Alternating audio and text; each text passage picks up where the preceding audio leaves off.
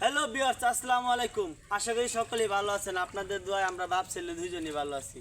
তো আজকে আমাদের 14ই ফেব্রুয়ারি শুরু, 14 এপ্রিল, পয়লা বৈশাখ।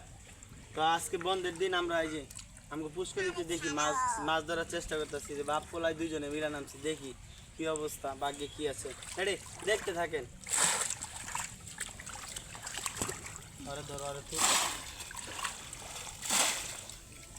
আরে নিয়ে আমার নিয়ে পানিটা মধ্যে তো ঝুলে তাই তো লেদি গায়ে কাজ করতে নেই।